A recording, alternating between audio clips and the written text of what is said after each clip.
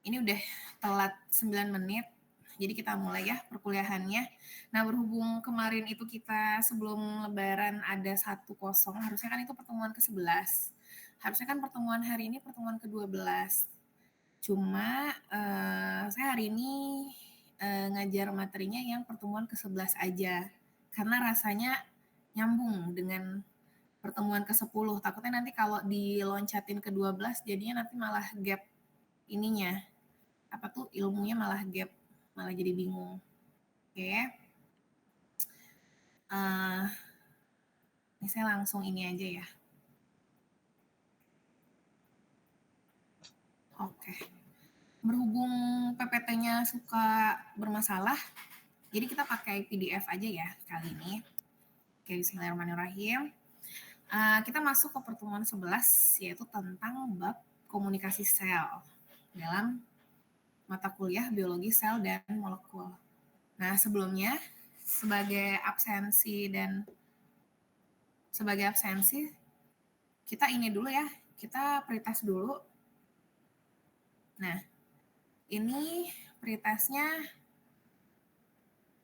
bisa dikerjakan sekarang karena di sini kan saya kasih waktu 15 menit dari jam 10 ya. Karena sekarang sudah jam 10.11, jadi saya kasih waktu sampai dengan pukul 10.25. Jadi mohon udah bisa mulai dikerjakan, silakan dikerjain dulu. Jangan lupa diisi nama dan NIM-nya juga ya sekalian. Terus jawabannya singkat aja. Ini sebenarnya lebih ke absensi sih saya pengennya. Jadi biar hadirnya tepat waktu, ini udah dikasih kompensasi 10 menit juga. Jadi kalau jawabannya salah pun sebenarnya nggak masalah karena ini pretest ya. Jadi masih pengetahuan awal gitulah istilahnya. Jadi silakan dikerjakan.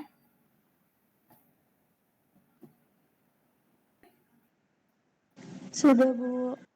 Oke, kita lanjut ya.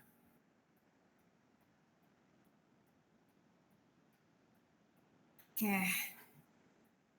Nah, jadi tadi udah ngerjain pretest ya. Itu saya tanya, kira-kira apa yang kepikiran kalau mendengar kata komunikasi sel? Nah, sebenarnya komunikasi sel itu apa? Nah, di sini ada animasinya nih. Apakah komunikasi sel itu si sel itu telepon-teleponan atau chat-chatan atau seperti apa? Nah, ini yang mau kita bahas ya di bab kali ini. Nah, contoh simpel dari komunikasi sel itu paling simpel itu di contohnya komunikasi sel ragi yang berpasangan. Sorry, ini kayaknya ada notif. Sebentar ya.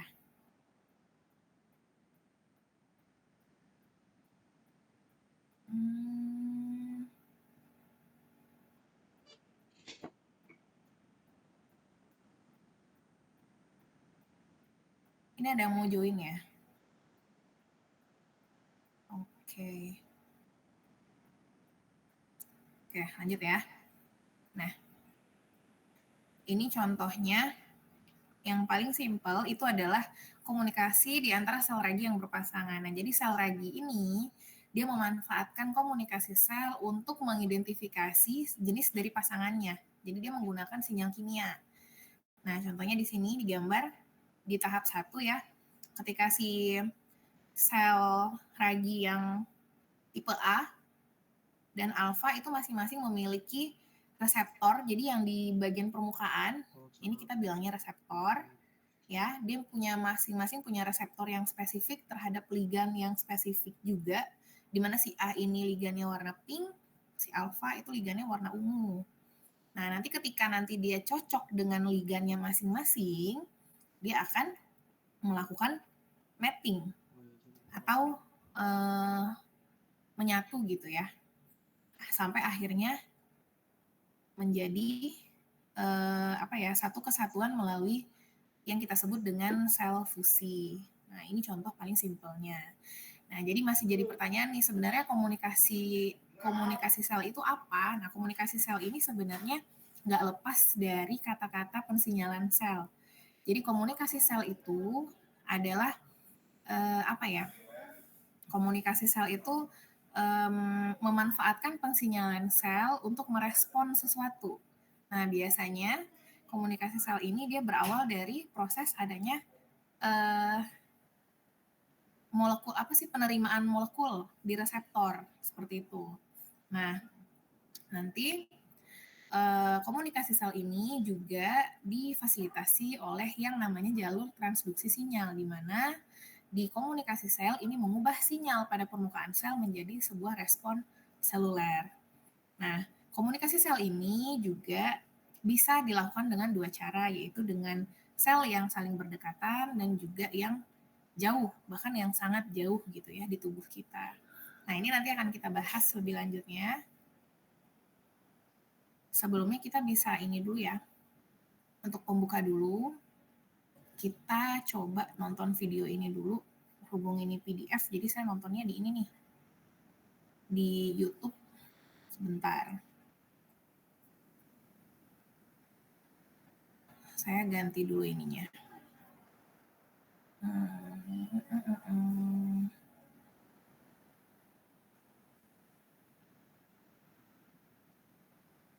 Oke. Udah masuk ya. Oke, ini silakan ditonton dulu.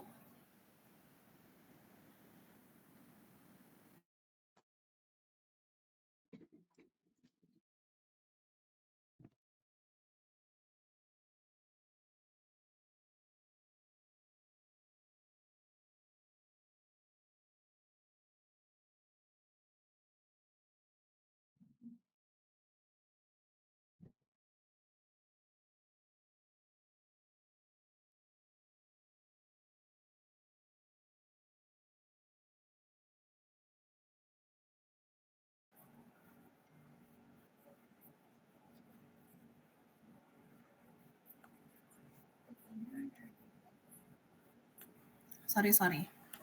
Ini saya ingin dulu ya. Sebelumnya ini kedengeran nggak di situ ininya? Tadi jalan nggak videonya? Kalau di saya tidak, Bu. Nggak jalan ya? Ah ya, bentar.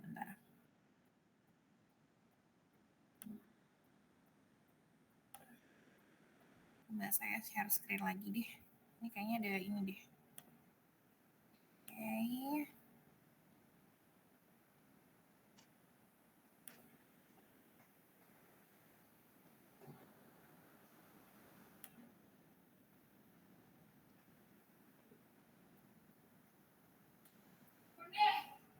Kita ulang ya.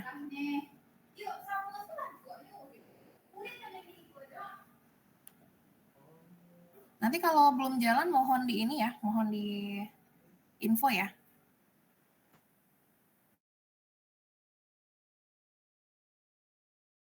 Baik, Bu.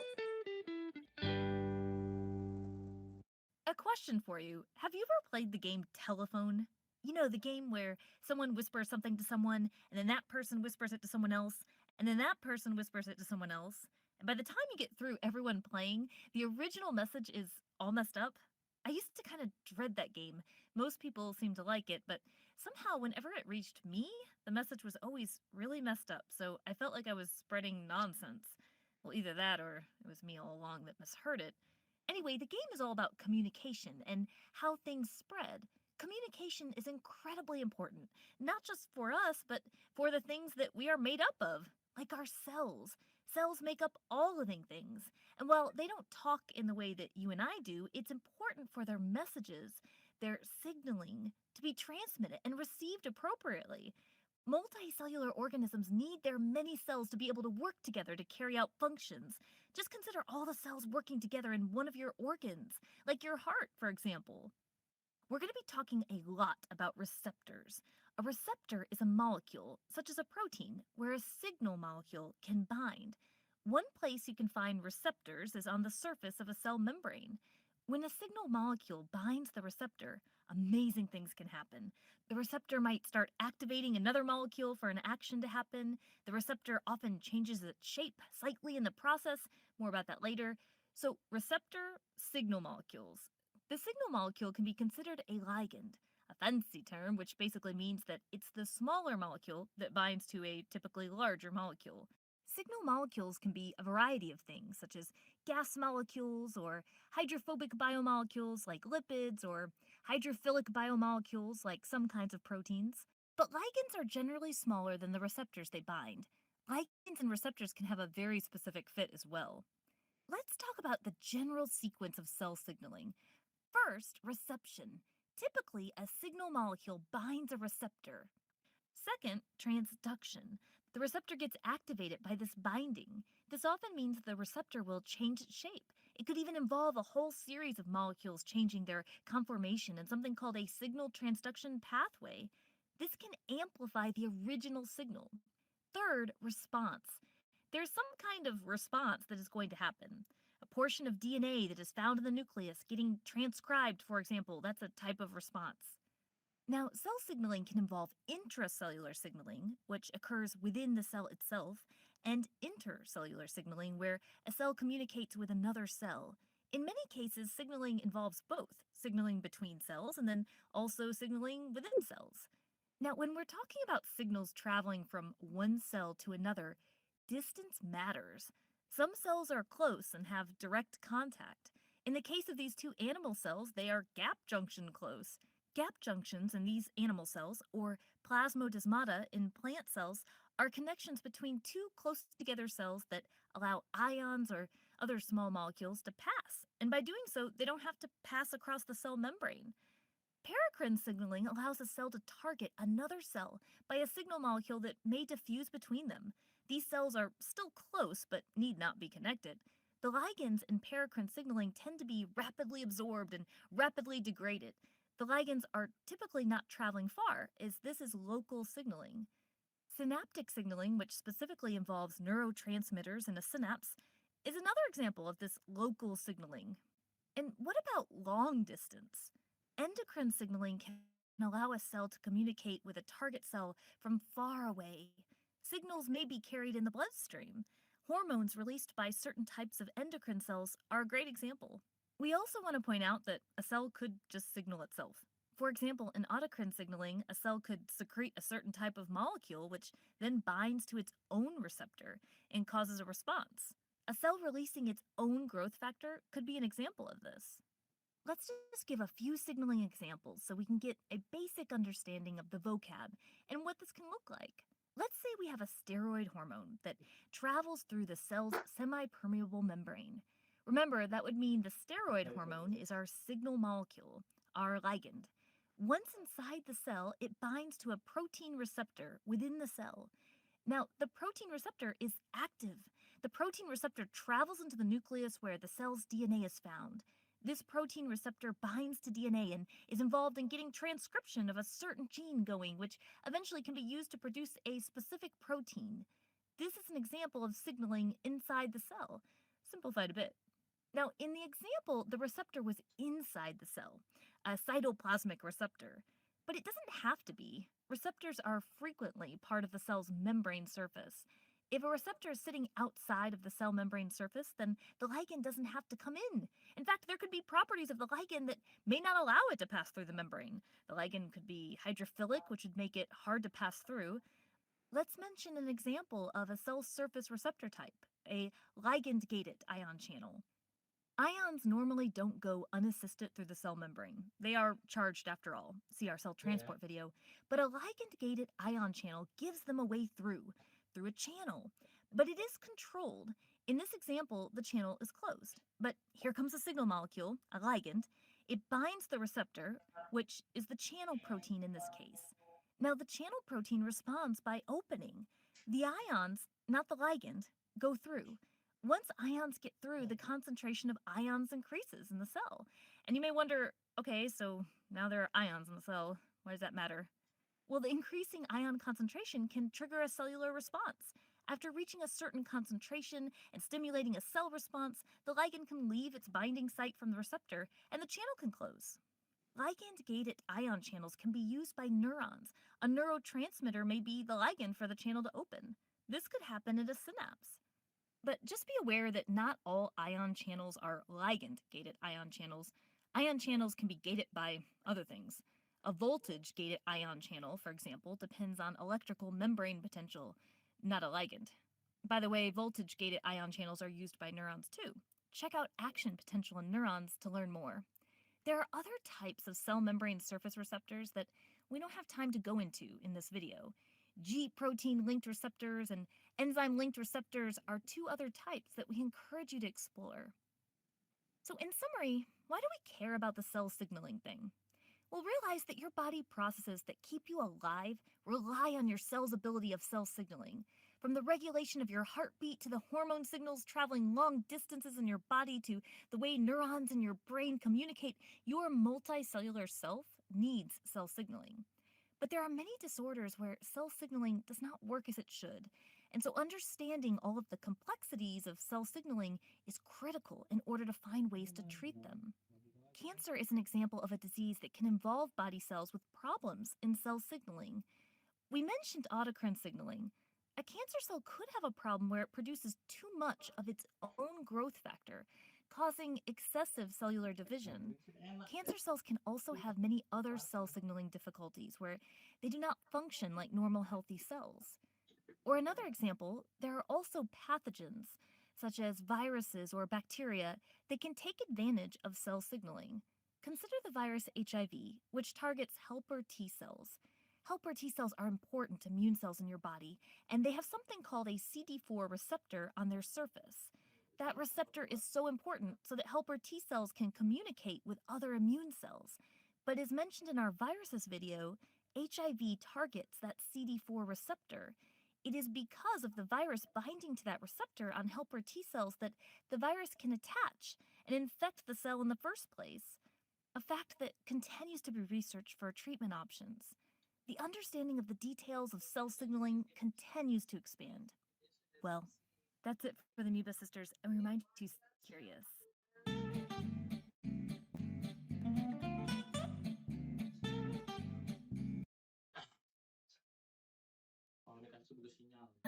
Oke.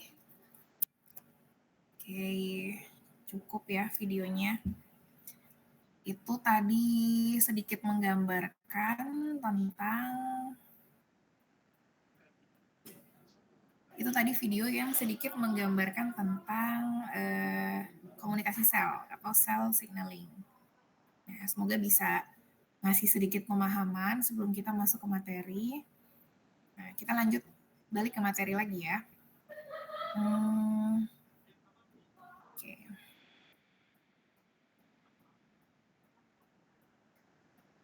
Oke. Nah, jadi balik lagi, komunikasi sel itu apa? Sebenarnya komunikasi sel itu hal yang sangat-sangat penting karena komunikasi sel ini berfungsi untuk menjalankan segala fungsi dari suatu organisme. Entah itu misalnya untuk merilis hormon, respon terhadap respon terhadap penyakit, atau apapun itu, di mana si komunikasi antar sel ini terjadi pada tingkat sel. Mau nggak mau nanti akan ngefek ke tingkat jaringan, organ, hingga ke suatu organisme. Nah, inilah pentingnya si komunikasi sel tadi, untuk menimbulkan suatu respon melalui sinyal dari si suatu molekul. Nah, molekulnya apa yang kita sebut tadi dengan ikatan antara reseptor dengan ligan. Jadi molekulnya itu adalah ligan. Itu kunci dari si komunikasi sel. Nah, ini contoh di suatu sel hewan dan tumbuhan, di mana sel hewan dan tumbuhan ini memiliki sel junction ya namanya. Sel junction itu semacam penghubung sel. Junction kan artinya penghubung ya. Nah, si sel junction ini bisa secara langsung menghubungkan sitoplasma sel yang berdekatan. Contohnya yang kiri ini sel hewan, ada sel junctionnya di sini karena sel hewan nggak punya dinding sel ya. Jadi dia langsung nempel antara membran dengan membran. Nah, dia bisa melakukan pertukaran molekul secara langsung melalui sel junctionnya ini lewat membran sel. Nah, sedangkan si sel tumbuhan karena memiliki dinding sel, maka dinding selnya jadi semacam terpecah gitu ya. Nah, melalui gap inilah mereka bisa melakukan transfer molekul antar satu sel ke sel yang lainnya. Nah, Tadi kita udah sempat singgung komunikasi sel itu ada yang jarak dekat, ada yang jarak jauh. Nah, untuk yang jarak dekat salah satu yang tadi yang dia bahkan saling nempel ya melewati cell junction. Nah, ini juga ada lagi di sel hewan itu ada yang namanya interaksi antar molekul di permukaan sel. Jadi tidak secara langsung sel antar selnya nempel, tapi yang nempel itu kayak ada molekul yang nempel di permukaannya. Contohnya seperti ini. Jadi ada molekul yang dari sebelah kiri itu selnya ada yang hijaunya gitu ya, yang bagian hijau ini menempel dengan sel yang satunya di bagian ungunya ini. Dan terjadilah komunikasi dan interaksi antar sel yang dimana nanti bisa menyebabkan pertukaran molekul. Nah, contoh jarak dekat lainnya apa? Nah, contoh jarak dekat lainnya itu bisa menggunakan yang kita sebut dengan molekul pengatur lokal. Nah, molekul pengatur lokal ini ada 2 di sini ya. Ada paracrine signaling, ada synaptic signaling. Nah, si paracrine signaling ini adalah sel yang dia bisa mengeluarkan suatu molekul dari dalam dirinya ke bagian luar dari membrannya gitu ya, kayak mensekretori suatu molekul yang bisa mempengaruhi sel-sel lain yang di sekitarnya. Nah, sel-sel lain di sekitarnya ini juga termasuklah yang kita sebut dengan target sel. Jadi dia keluar ini dia bisa mempengaruhi sel-sel di sekitarnya ini. Nah, ini yang disebut dengan paracrine signaling. Nah, sementara synaptic signaling, seperti kita tahu sinaps kan ini artinya syaraf ya. Jadi ini pensinyalan yang difasilitasi oleh sel saraf. Jadi melalui sinyal elektrik di sel saraf tadi itu dapat merilis yang kita sebut dengan namanya neurotransmitter yang nanti dia akan yang akan menstimulasi sel target yang ada di dekatnya. Karena ini posisinya jarak dekat ya, kita bilang di dekatnya. Seperti itu. Nah, ini contoh yang pensinyalan jarak dekat. Nah, kalau pensinyalan jarak jauh kira-kira seperti apa? Nah, inilah fungsinya ada yang namanya pembuluh darah. Jadi, pensinyalan jarak jauh ini difasilitasi oleh adanya pembuluh darah baik pada hewan maupun pada tumbuhan. Di mana secara spesifiknya itu dapat menggunakan yang kita sebut dengan hormon. Nah, jadi sel endokrin akan mengeluarkan molekul hormon tadi di mana dia akan dirilis di pembuluh darah. Nah, pembuluh darah seperti yang kita tahu kan dia ada di seluruh tubuh ya, jadi dia bisa beredar ke seluruh tubuh hingga sampai ke sel targetnya. Nanti si hormon tadi rilis ke sel target gitu. Jadi ibaratnya ini kayak lebih jauh lah jalannya. Nah, si pembuluh darahnya ibaratnya kayak jalannya lah, jalan tol mungkin atau seperti apa gitu ya. Sejauh ini ada yang mau ditanyakan dulu atau dirasa udah jelas? Oke, lanjut ya. Kalau nggak ada yang mau ditanyakan. Nah, ini yang lebih jelas tentang pensinyalan jarak jauh tadi. Nah, pensinyalan jarak jauh ini contohnya yang ini ada lagi neurohormon. Nah, neurohormon ini di mana sel saraf itu dapat merilis hormon melalui pembuluh darah, lalu kemudian dia akan rilis pada sel yang memiliki reseptor yang cocok dengan si hormon tadi.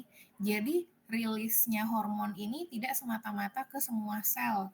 Dia pasti hanya rilis ke sel yang cocok reseptornya. Jadi ketika dia tidak cocok maka tidak terjadi suatu suatu ikatan antara reseptor dan ligan sehingga tidak menimbulkan respon.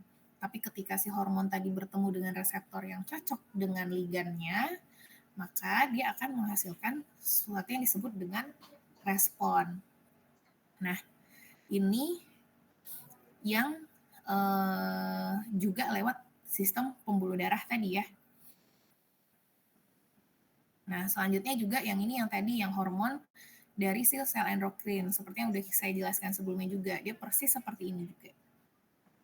Sama kurang lebih seperti yang tadi. Cuma yang rilis tadi dari neurohormon, yang ini dari hormonnya dari sel endokrin.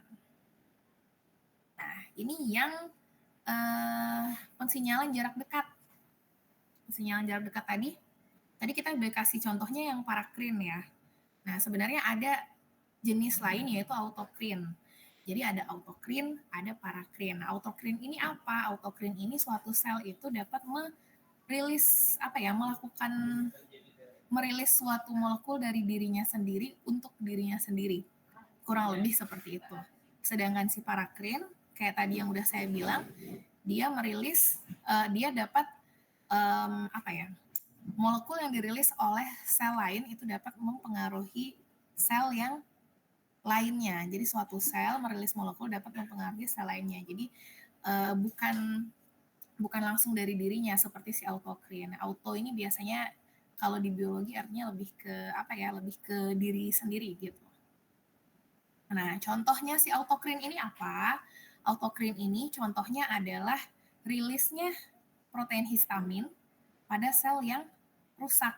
Jadi ketika sel itu merasa dirinya tidak baik-baik saja, dia akan merilis suatu molekul yang disebut dengan histamin, ya. Nah, nanti si histamin ini akan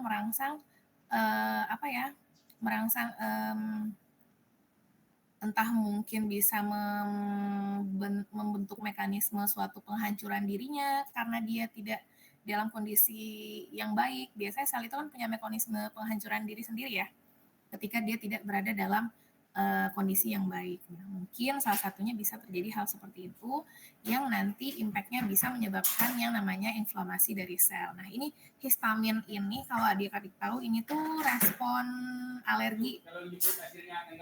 Jadi kalau alergi itu sel kita itu merilis yang namanya histamin. Nah, itulah sebabnya karena rilisnya histamin tadi itu ada menimbulkan reaksi inflamasi seperti gatal, seperti macam-macam lah yang kayak flu itu bisa bersin terus atau seperti apa. Nah, itu respon dari histamin. Makanya kalau orang alergi biasa dikasih antihistamin. Itu contoh si autocrine ya. Nah, sedangkan paracrine ini beda nih. Paracrine ini misalnya dari contohnya itu interferon yang rilis oleh sel yang terinfeksi oleh virus. Jadi misalnya ada suatu sel gitu ya, misal ini ya, si sel ini terinfeksi oleh virus. Nah, dia akan merilis yang namanya interferon. Interferon itu salah satu sel dari imun tubuh manusia. Nah, nanti ketika interferon ini rilis, ya, dia akan dalam tanda kutip memberi info kepada sel-sel lainnya, kayak semacam info, oh saya ini sedang terinfeksi sel loh. Nah, mungkin kalian juga bisa terinfeksi sel juga nih. Kalian harus lebih meningkatkan proteksi terhadap benda asing di sekitar kalian. Jadi si interferon ini memberitahu sel sekitarnya untuk lebih hati-hati lagi, seperti itu. Nah, itu yang kita sebut dengan paracrine. Ini contohnya nyatanya interferon. Nah, contoh lainnya apa? Bukan contoh. Pensinyalan secara jarak dekat lagi, contohnya apa? Jelas-jelas ini yang tadi ya, sel neuron melalui sinyal elektriknya, nah nanti akan merilis yang namanya neurotransmitter yang akan menempel dengan reseptor sel target. Nah, tapi karena dia jarak dekat, jadi dia tidak perlu yang namanya sistem sirkulasi, karena kita tahu kalau sel saraf itu pasti ada di mana-mana, jadi dia nggak perlu lewat sirkulasi darah, dia bisa istilahnya kayak sambung menyambung gitu sampai ke target selnya. Oke. Nah, jadi komunikasi sel ini atau yang kita sebut dengan pensinyalan sel ini secara garis besar itu terdiri dari 3 proses. Nah, prosesnya itu ada reception atau penerimaan. Reception otomatis ada reseptor ya di situ. Jadi di situ diterima dulu sinyalnya atau molekul sinyalnya. Lalu kemudian ketika sinyal diterima nanti dilanjut dengan yang namanya proses transduksi. Lalu kemudian transduksi ini terjadi di sitoplasma, lanjut ke arah transduksi ini biasanya sampai ke nukleus. Nanti endingnya akan menimbulkan suatu respon seluler seperti itu. Nah, ini gambaran garis besarnya. Nah, jadi proses penerimaan ini di mana sebuah molekul sinyal itu berikatan dengan protein reseptor. Molekul sinyal itu kita sebut dengan ligan. yang berikatan dengan reseptor yang sangat spesifik. Nah, saya juga udah pernah kasih tahu tuh di beberapa pertemuan sebelumnya bahwa kalau di biologi itu ada yang namanya sesuatu hal apapun itu pasti berpasang-pasangan. Nah, salah satunya di sini reseptor dan ligan. Dia itu sangat-sangat spesifik. Jadi kalau seandainya jadi kayak apa ya? Akan sangat kecil kemungkinan suatu reseptor itu bisa berlekatan dengan sesuatu yang bukan ligannya karena dia sangat spesifik katanya. Nah, ini salah satu pasangan biologis ya, reseptor dan ligan. Nah, ketika si reseptor dan ligan ini saling berikatan, ya, nanti dia akan melakukan perubahan konformasi. Sehingga perubahan konformasi ini bisa menimbulkan yang kita sebut dengan jalur transduksi sinyal di tahap kedua. Jadi ini tahap pertama kan reception nih tadi, tahap keduanya kan transduksi ya. Nah, tahap transduksi sinyal itu terjadi di dalam sel atau intraseluler di bagian sitoplasma dan juga protein inti. Protein inti ini bisa dibilang nukleus juga. Nah, di mana molekul sinyal yang berukuran kecil atau hidrofobik itu dapat menembus membran plasma menggunakan reseptor tersebut. Seperti itu. Nah, jadi ada di beberapa kasus, jadi tadi kan yang dari tadi kita bahas itu rata-rata ligan itu menempel dengan reseptor yang ada di permukaan. Ternyata ada pada beberapa kasus itu tidak selalu ligan itu menempel di reseptor permukaan dulu lalu dia masuk ke dalam sitoplasma. Ternyata ada juga tipikal molekul-molekul tertentu atau ligan-ligan tertentu yang ukurannya sangat kecil yang bisa langsung masuk ke dalam sitoplasma. Jadi dia masuk lewat membran plasmanya tuh nggak lewat reseptor atau apapun dulu, reseptornya tuh ada di dalam sel atau intrasel tadi yang sebelumnya kita bahas. Nah, ini juga terkait sama transport sel yang di minggu sebelumnya kita bahas ya. Ada beberapa molekul-molekul kecil yang bisa langsung masuk lewat membran plasma. Nah, inilah dia contohnya yaitu hormon steroid. Jadi dia nggak perlu reseptor di bagian membran, dia bisa langsung masuk ke dalam sitoplasma, lalu disambut oleh reseptor yang ada di sitoplasma tadi atau kita sebut dengan reseptor intrasel. Nah, setelah dia masuk, ya, lalu dia melanjutkan jalur transduksinya di dalam nukleus. Sehingga terjadilah yang namanya pembentukan protein dan lain-lainnya yang bisa menimbulkan respon. Seperti itu. Nah, ini contoh yang tidak melalui reseptor di permukaan sel. Jadi reseptornya ada di dalam sel atau intrasel. Nah, ini yang reseptor pada membran plasma. Nah, jadi di membran plasma ada reseptor-reseptor yang dibagi atas 3, yaitu ada reseptor terkait protein G atau bahasa Inggrisnya G-link protein receptor, lalu kemudian reseptor yang terkait enzim atau sering disebut juga reseptor tirosin kinase, lalu kemudian reseptor saluran ion. Nah, ini otomatis digunakan pada molekul-molekul atau ligan yang tidak dapat menembus membran plasma secara langsung. Jadi dia butuh bantuan dari reseptor di bagian membran. Seperti itu ya. Oke. Sejauh ini ada yang mau ditanyakan nggak? Atau cukup jelas? Seru, jelas. Jelas, Bu. Oke, cukup jelas, lanjut ya. Nah, kita masuk ke 3 utama reseptor membran. Yang pertama masuk dulu ke reseptor terkait protein G. Nah, jadi reseptor terkait protein G ini maksudnya reseptor yang dia nanti akan ketika terjadi pensinyalan, jadi ini ada reseptor nih di permukaan. Nah, ketika nanti terjadi pensinyalan, dia nanti akan nempel si protein G-nya. Nah, coba kita lihat di gambar ini dulu ya. Ini posisi selnya bisa dikatakan istirahat nih. Jadi ada protein G reseptor. Jadi ini reseptor di permukaan, ya. Nah, di sini ada protein G yang belum diinaktivasi, jadi dia masih dalam keadaan istirahat. Di sini ada enzim. Nah, ketika si reseptor di permukaan ini menerima molekul sinyal, lalu berikatan dengan molekul sinyal, si G protein tadi akan menempel, yang tadinya dia pisah nih, dia akan ikut menempel di reseptor tadi. Nah, menempel di reseptor tadi dengan bantuan energi yang kita sebut dengan GTP.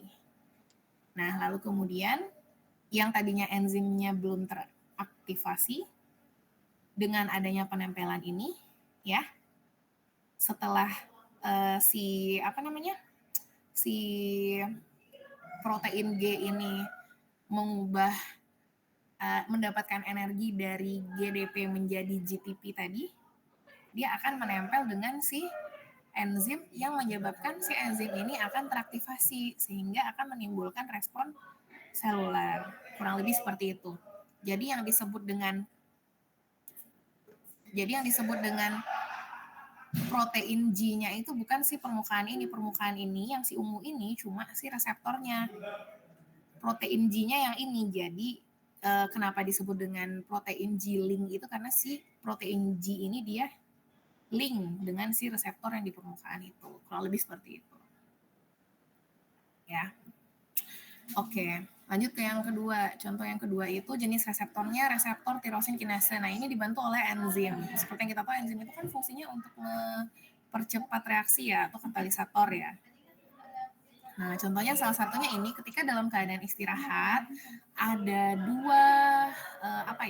dua molekul tirosin ya, 2 monomer tirosin yang masih dalam keadaan terinaktivasi ya. Nah, di sini ada reseptor di membrannya juga, binding site-nya. Nah, ketika si molekul sinyal menempel pada reseptor di binding site-nya, ya, si monomer tirosin tadi yang ada jaraknya ini, dia langsung membuat suatu struktur dimer, yaitu dengan cara menempel, karena adanya si molekul sinyal tadi. Nah, lalu setelah itu yang terjadi apa? Terjadilah proses aktivasi tirosin kinase yang menyebabkan terubahnya suatu energi ATP, 6 molekul ATP menjadi 6 molekul ADP. ATP adenosin trifosfat itu menjadi adenosin difosfat. Nah, jadi kan fosfatnya ini lepas sebanyak 6 ya, masing-masing menempel pada bagian tirosinnya. Sehingga ini menyebabkan teraktivasinya reseptor tirosin kinase. Nah, impact-nya apa? Impact-nya akan ada protein yang dapat menempel melalui si penempelan tirosin dengan fosfat tadi. Jadi kayak dibantu gitu ya. Akan menempel si protein yang biru ini. Dan muncullah suatu respon seluler. Kurang lebih seperti itu. Jadi ini bisa dibilang lebih complicated lagi daripada yang tadi. Nah, reseptor yang ketiga jenisnya apa? Reseptor yang ketiga ini jenisnya ion channel receptor. Nah, ini kayaknya udah sangat familiar di kita karena ini udah ada di kuliah yang sebelumnya yang bagian transport sel ya. Transport molekul. Jadi ini melalui channel ion. Jadi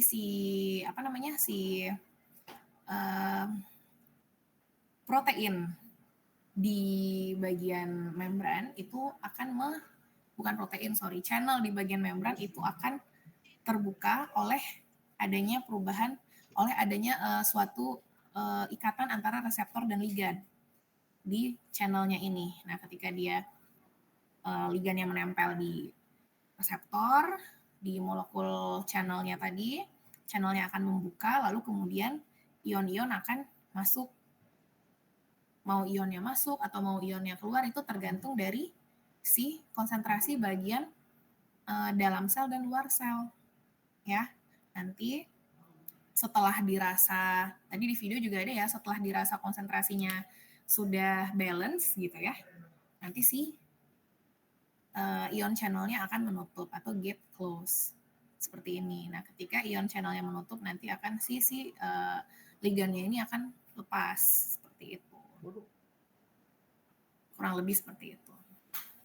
Nah, jalur transduksi sinyal ini sendiri ini difasilitasi oleh yang kita sebut dengan namanya fosforilasi protein, yaitu suatu cara pengaturan yang umum di dalam sel. Jadi ini adalah mekanisme transduksi sinyal. Kita sebut fosforilasi protein. Nah, fosforilasi protein ini terjadi di bagian sitoplasma. Jadi ini udah masuk ke bagian yang kedua nih. Kita kan tadi ada 3 tuh tahapan komunikasi sel, mulai dari reception, transduksi, lalu respon. Reception kita tahu itu melibatkan si reseptor. Terus kemudian transduksi ini suatu proses yang terjadi setelah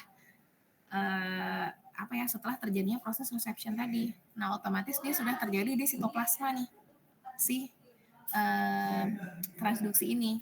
Nah, proses transduksi ini umumnya disebut dengan yang kita sebut dengan fosforilasi. Nah, ini adalah tahapan-tahapan fosforilasi atau yang kita sebut dengan cascade fosforilasi ya. Ini sebenarnya agak ini nih, mungkin agak rumit untuk dipahami. Tapi kalau dibaca pelan-pelan, insya Allah bisa. Nah, ini yang reception tadi nih, tahap penerimaan sinyal dan molekul ya. Nah, sudah sampai di sitoplasma, lalu selanjutnya apa? Nah, molekul tadi ya akan mengaktifasi si protein kinase 1 dari yang keadaannya tidak aktif menjadi aktif. Nah, lalu si protein kinase 1 yang aktif tadi dengan bantuan adenosin trifosfat atau ATP, energi ATP ini yang diubah menjadi adenosin difosfat ya akan mengaktifasi protein kinase 2 yang belum teraktivasi menjadi aktif dengan tambahan gugus fosfat. Dari pecahan si ATP ke ADP, gugus fosfatnya di sini ya, nempel. Lalu begitu selanjutnya, si protein kinase 2 yang aktif mengaktifasi protein kinase 3 yang tadinya tidak aktif menjadi aktif melalui ATP dan ADP juga dengan tambahan gugus fosfat. Nah, di protein kinase yang ketiga inilah baru dengan bantuan ATP dia mengaktifasi protein dari keadaan inaktif jadi aktif. Sehingga menimbulkan respon seluler. Seperti itu. Nah, inilah yang dari proses aktivasi protein kinase 1 sampai dengan 4, bahkan sampai ke protein ini yang disebut dengan phosphorylation cascade. Cascade ini sebenarnya bahasa Indonesianya itu lebih ke tahapan yang terjadi berulang. Itu yang disebut dengan cascade. Jadi ini kayak diulang-ulang gitu, sampai di tahap aktif proteinnya. Nah, lalu ada lagi nih, yang lain nih. Di transduksi sinyal ini ada lagi dengan bantuan yang kita sebut dengan messenger kedua atau second messenger.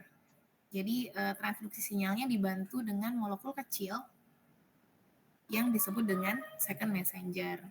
Biasanya ini adalah molekul-molekul yang berukuran kecil, non-protein, terus kemudian molekul ini juga bersifat hidrofilik atau terlarut air. Nah, contoh dari second messenger ini yaitu siklik AMP. Siklik AMP ya. Nah, siklik AMP ini sebenarnya terbuat dari asal muasalnya itu dari adenosin trifosfat. Jadi si adenosin trifosfat ini yang kita tahu dia memiliki gugus fosfat sebanyak 3 ikatan ini, dia nanti melalui proses yang disebut dengan adenylyl siklase mengeluarkan senyawa pirofosfat membentuk siklik AMP. Lalu dilanjut dengan proses fosfodiesterase dan tambahan H2O akan menghasilkan adenosin monofosfat. Jadi fosfatnya tinggal 1. Nah, buat yang bingung, jadi ini cuma perkenalan gimana sih siklik AMP ini bisa terbentuk. Jadi dia sebenarnya terbentuk dari ATP gitu ya. Lalu kemudian ini adalah peran si siklik AMP sebagai messenger kedua. Nah, jadi yang tadi kita ini prosesnya itu ya si protein G tadi. Nah, setelah si protein G tadi nempel dengan si enzim, enzimnya yaitu adrenyl siklase. Nah, dengan proses pengubahan ATP menjadi siklik AMP tadi, itu akan mengaktifasi proses protein kinase sehingga menimbulkan respon seluler. Nah, jadi si siklik AMP ini perannya adalah sebagai second messenger. Jadi dia kayak penghubung dari si proses ini ke proses ini, seperti itu. Nah, contoh second messenger yang lain apa? Contohnya yaitu ada ion kalsium dan inositol trifosfat. Nah, ion kalsium contohnya ya, ion kalsium seperti yang kita tahu kalsium itu dia ini ya, apa sih namanya? Dia bisa keluar masuk itu lewat pompa. Nah, di sini juga kalsium ini diketahui sangat penting sebagai second messenger karena sel dapat mengatur konsentrasinya dalam sitosol. Nah, di sini dibilang nih, di sini yang warna biru tua itu konsentrasi kalsiumnya tinggi, sedangkan yang warna biru muda itu konsentrasi kalsiumnya rendah. Nah, kalau di sini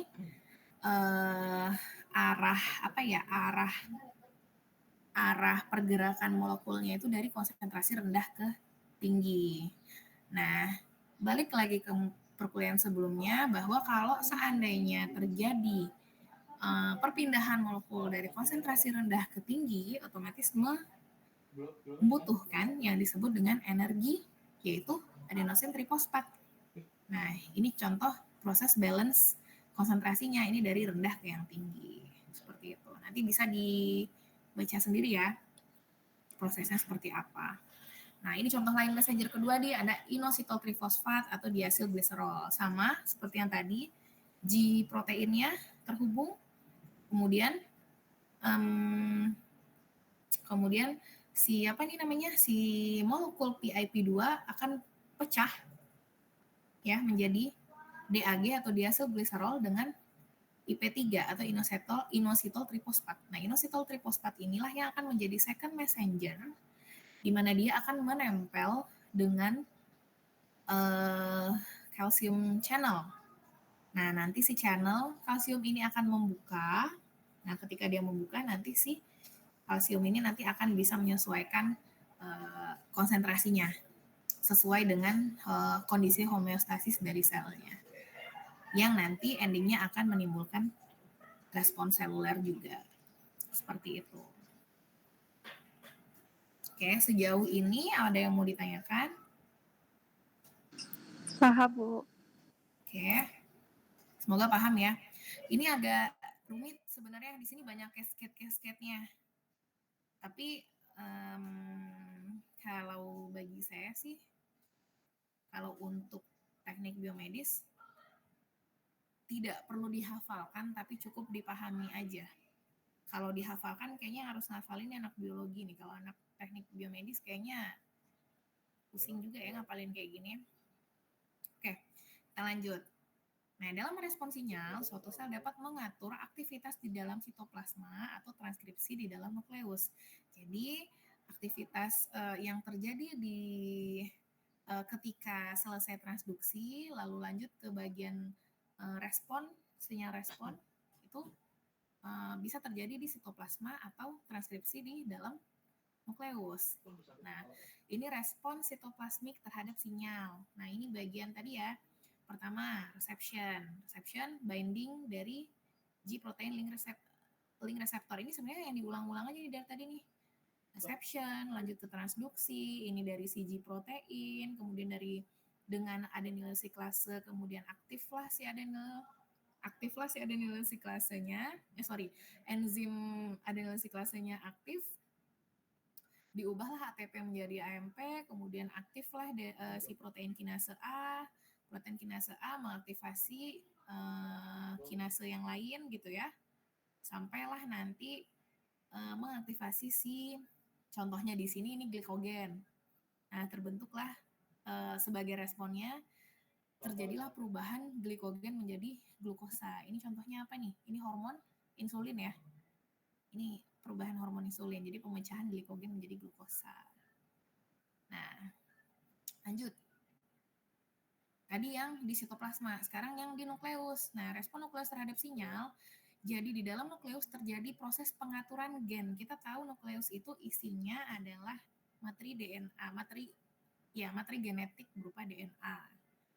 Di mana DNA itu mengandung yang kita sebut dengan gen. Nah, maka di dalam nukleus itu terjadi proses pengaturan gen di mana dapat mengaktifkan faktor transkripsi yang menyebabkan gen itu on atau off. Nah, jadi setelah dia tadi melalui proses reception, transduksi dengan cascade fosforilasi tadi, nanti dia akan meng-on dan meng-off-kan si faktor transkripsi dari gen itu. Ketika dia on, nanti dia akan mentranskripsi materi genetik baru sehingga menghasilkan biasanya protein yang dijadikan sebagai respon suatu sel. Seperti itu. Nah, lalu kemudian si pensinyalan sel ini, nah, secara garis besarnya nih, penggambarannya itu digambarkan menjadi empat jenis, ya. Ini contohnya di ini respon yang ini, yang sebelah kiri atas. Ini ketika satu molekul sinyal bisa membuat satu respon secara langsung atau direct. Nah, sedangkan yang kanan atas, ini kita sebut dengan pathway branches. Pathway branch ini artinya dia bercabang. Jadi dari satu molekul sinyal akan dapat menghasilkan dua respon sekaligus. Makanya dia sebut dengan bercabang. Nah, sementara yang kiri bawah ya, crosstalk. Jadi dia molekul-molekul sinyal tertentu ya nanti dapat mempengaruhi atau mengaktifasi atau bahkan menghambat sel lainnya sehingga dapat menimbulkan suatu respon. Jadi kayak nggak dari satu tapi dari temennya dia bisa terhambat atau bisa teraktivasi. Nah, atau ada lagi yang lain, different receptor leads to a different response. Jadi reseptor yang berbeda akan akan mengakibatkan suatu respon yang berbeda pula. Gitu. Oke, kurang lebih seperti itu materi kita tentang komunikasi sel tadi. Jadi secara garis besar, komunikasi sel itu sangat penting karena berfungsi untuk menjalankan fungsi organisme. Jadi ketika si komunikasi sel tadi tidak ada, kira-kira apa yang terjadi? Kalau di video tadi kira-kira terjadi yang contoh nyatanya apa tadi yang di video? Ada yang masih ingat nggak? Ada cancer tadi. Ya, ada cancer, betul. Di atas ya? Betul, Sridian. Emang ada bisa salah satunya terjadi cancer. Nah, yang paling fatal itu contohnya yang dari kita bahas dari tadi kan komunikasi sel itu kebanyakan kayak bahas tentang hormon dan segala macam ya. Nah, bisa jadi juga nanti bisa terjadi kegagalan hormon atau misalnya bisa menyebabkan patogen-patogen tertentu masuk juga. Jadi kayak yang tadi interferon tuh ketika satu sel memberi awareness kepada sel-sel lain untuk memberikan proteksi lebih, misal terjadi kegagalan komunikasi sel gitu ya. Nah, nanti jadi akhirnya si virus-virus itu ikut menginfeksi sel-sel lain, akhirnya akan menyebabkan suatu organisme terpapar oleh banyak virus.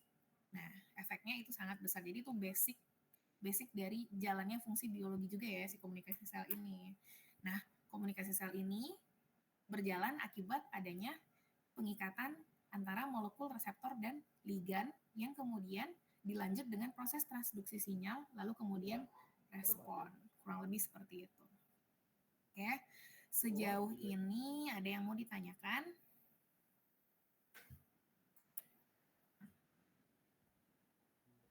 Atau ada yang oh iya, mumpung saya ingat. Ini kan kita kuliahnya hutang 1 nih. Kira-kira mau diganti kapan? Nanti saya nanti koordinasi sama ini aja ya, sama ketuanya Saif aja mungkin ya. Nanti Saif yang floorkan ke teman-temannya, nanti info ke saya. kira-kira kosong waktu kuliahnya kapan, nanti kita cocokin jadwal untuk kuliah penggantinya. Gitu ya, Saif ya, bisa ya? Baik, Bu. Oke. Oh iya, sama juga Selasa depan saya kayaknya nggak bisa sesuai jadwal. Mungkin nanti juga harus diganti. Jadi ada 2 nih yang harus kita jadwalkan ulang. Oke, kalau begitu ada yang mau ditanyakan lagi?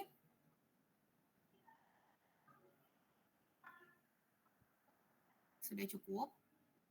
Ini Kalau waktunya. dari saya cukup, Bu. Oke, Cukup, Ibu. Husnul. Oke. Ini waktunya masih lebih banyak ya.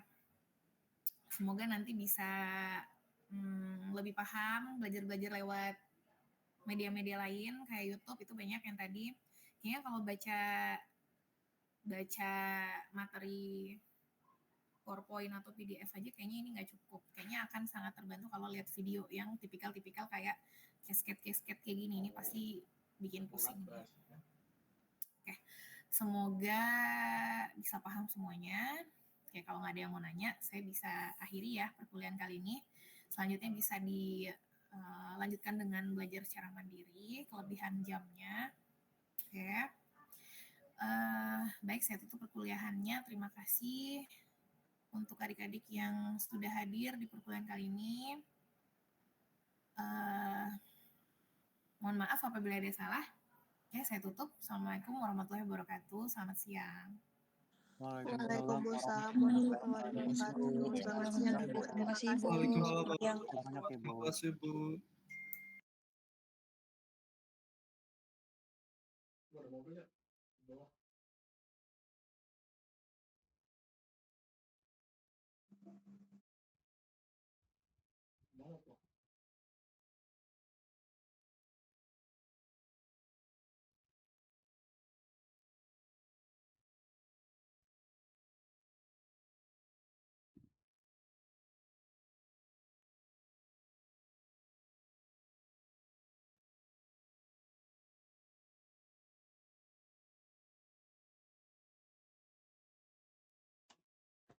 Keluar, Bang.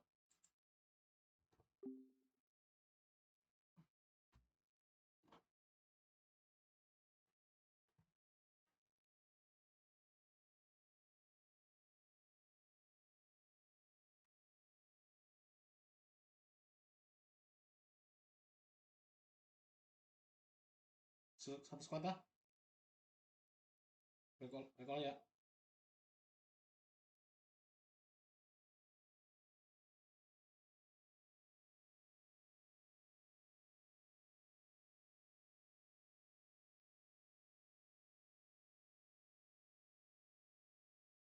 Knock 2 ya.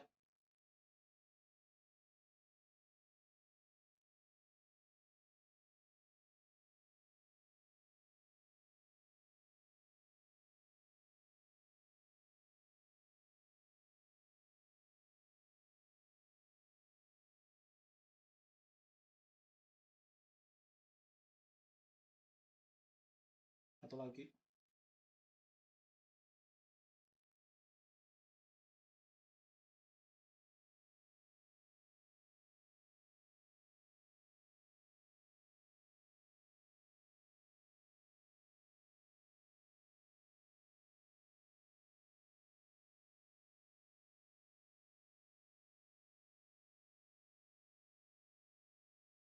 Rata-rata.